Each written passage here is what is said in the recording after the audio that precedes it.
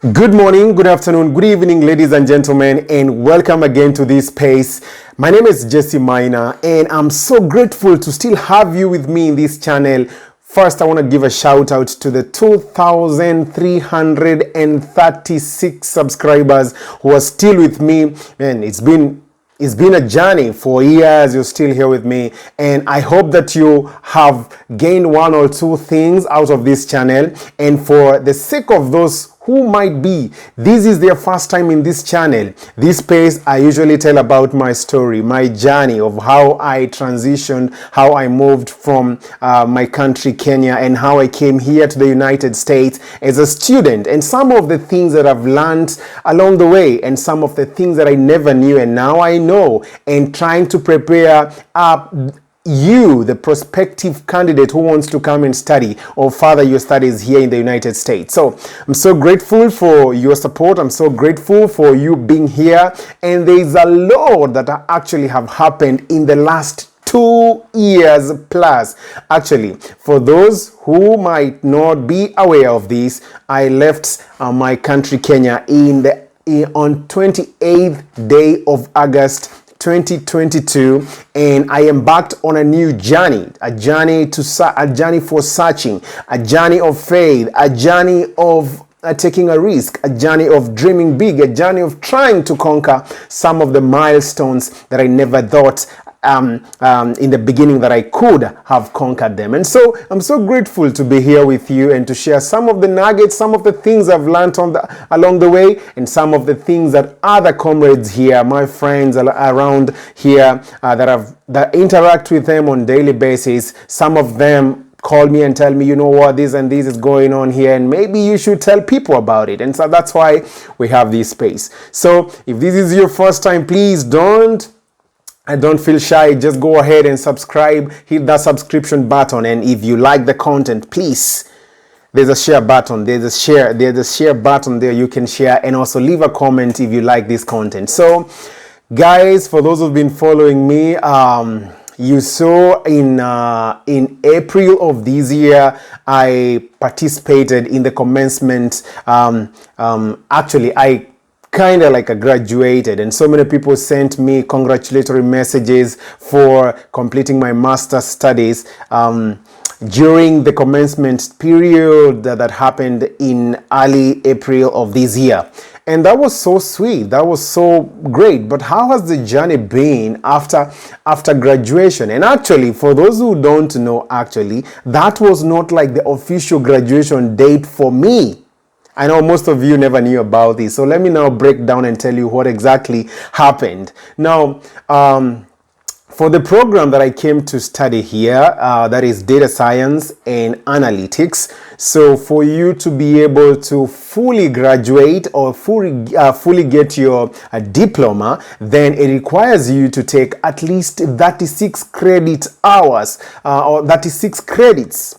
And that means in those 36 credits, then there are like 4 credits that you have to take for internship. So for those who are in the academia field, then you know what an internship is. An internship is a period where you go and participate or try to showcase your skills that you've learned in class in an organization or in a company. So you apply, like the way you apply for a job, then you go there for a period of time, you learn some of the things that the company is doing, and you try to see whether do they align with what you've been studying in class.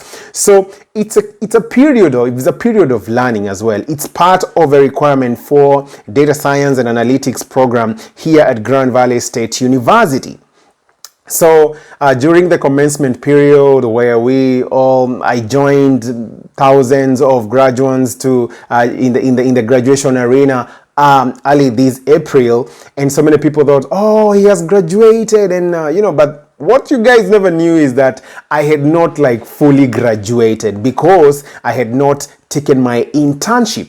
So let me tell you the reason why I had not taken my internship. It is because it was very hard for me to break into the corporate world, and especially to get an internship. And in a small town like Grand Rapids that is not very advanced in terms of tech, it's very hard for, and especially, and I'm having in mind, like, I'm an international student trying to navigate the whole thing was very hard for me, and I didn't have a chance. Okay, of course there are so many people who had a chance to do their internships before then, but myself, I didn't get that chance to do my internship, and that was the reason why I could not fully graduate in April. But I participated in the commencement period. A commencement ceremony is where all graduates walk in the graduation arena, and they are awarded their diplomas by the faculties, by their respective faculties. And I did that because I qualified for that. But I couldn't get my diploma by then because I had not fully graduated. I hope now you get the reason. And so I needed to do an internship. So immediately after the commencement period in April, I got an internship with one of the, actually with the largest health organization here in Michigan State, a very good company. I got an internship, and I interned there for almost close to 4 months. I was in the supply chain department, working in a department, in a sub-department within supply chain called the tech and analytics. And some of the things that we were doing is just to do the reporting part of it. My role was to do the analysis of some of the reports they have published in their different platforms, and yeah, that was what I was doing, and also helping in some other minor tasks. So I interned there, learned how the corporate world is, and especially in the health sector, which is something that I've never been into, and also get to know more about supply chain. I've never been into like the business, in the business world, kind of like the supply chain part of it. So I needed to learn all these things, and now see how does that integrate with data analysis and data science. So it was a very good experience for me. I spent there 4 months. I was able to create some connections and learn about the organization culture, and also learn about how things are done in the corporate world here in America. But now that, somebody said that the top of one mountain is the beginning of another. So in August of this month, on the 6th day of August, now I fully completed my internship, and so I satisfied the requirement for my degree and so I was eligible now to fully graduate. I hope now that is clear. So for those who are planning to come and do data science and analytics, and especially here in Grand Valley, just know that you'll have to take an internship class, which is like 4 credits, and that is a requirement. So you'll have to do those applications, talk to employers, convince them why they should give you an internship, and also take that internship and satisfy your degree requirements. So that's what happened. And after that, I thought now everything is okay. Now, you see, when you graduate, and especially as a STEM student here, you are eligible to apply for OPT. And if you don't know what OPT is, you should check my videos. There's a video I did about CPT and OPT earlier. And actually, OPT means it's optional practical training. So this is a period that you're given by the government as a STEM student, and I think this is only for STEM students, those students who are in science, technology, mathematics, and engineering, that you're eligible to apply for an OPT. So it's a period that allows you to work legally here in the United States. So for you to get that, then you need to apply to the government through the International Students Office to be approved and given something called an EAD card, an employment authorization card, that allows you to now to tell the employer, you know what, I was in school, I graduated, and I'm allowed to legally work here in the US. Because if you want to work here in the US, then the employer will definitely ask you, even actually Actually, during the application period, when you're making application, they will ask you, are you legally allowed to work here in the United States? Then the only way you can show that is by having that EAD card, employment authorization card, that shows an employer, yes, okay, this guy was in school, he completed his diploma or his degree, and he has been authorized by the government to work, and you have that card. So on 6th of this month, on 6th of August, I officially graduated, but I couldn't now. I was still doing my internship because that was like the last day for my internship. And now the employer told me, like, you know what, we have a chance for you to continue working in this organization, but we need you to show us now that you are legally allowed to work here in the United States. And let me tell you one thing, if you're a STEM student and you're in the United States, you have to work very closely with the International Students Office so that you know when exactly are you supposed to apply for this EAD card, because it is very, very important. No employer will hire you if you don't have this card. So, I know that's a lot of information I've talked about, but this is what exactly happened to me. So 4 months down the line, internship is completed. I've actually fully graduated, but I don't have the EAD card.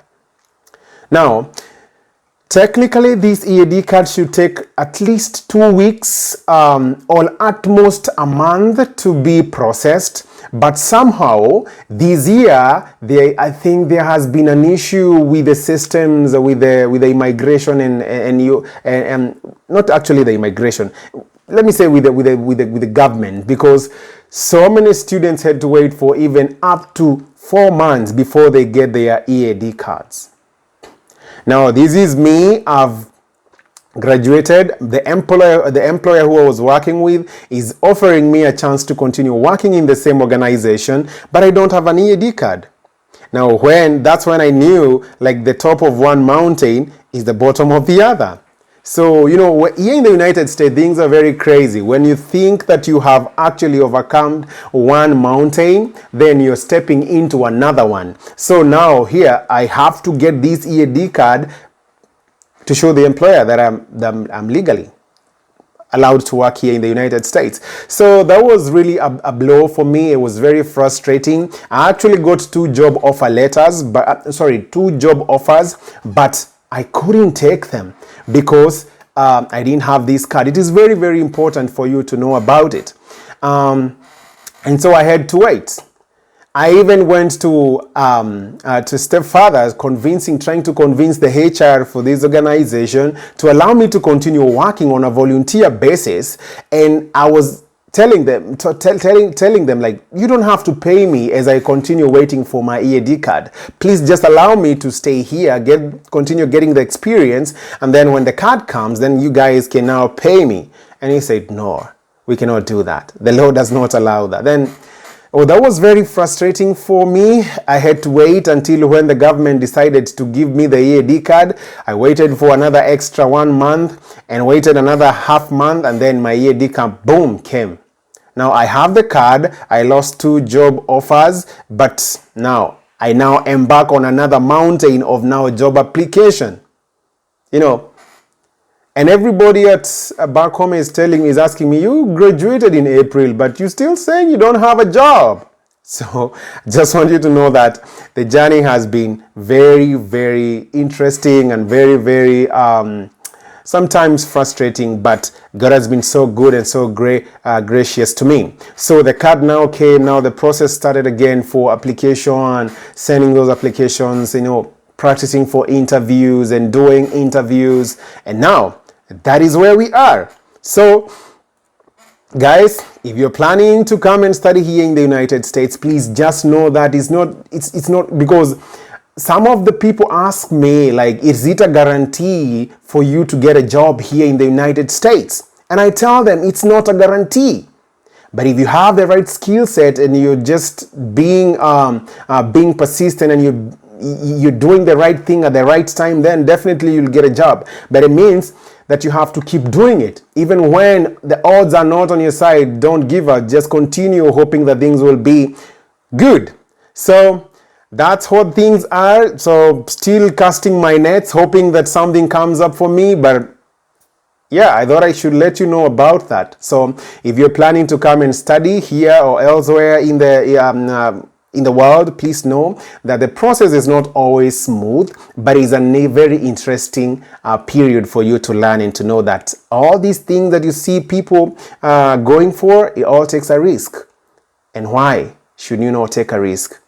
So thank you very much, guys. I know I've talked a lot, but I hope that you've learned something about the process of now. And I will update you once I get a job. I will tell you now, this is what I've gotten, and this has been the steps up to where we are right now. So thank you guys for watching, and I hope to see you in the next video.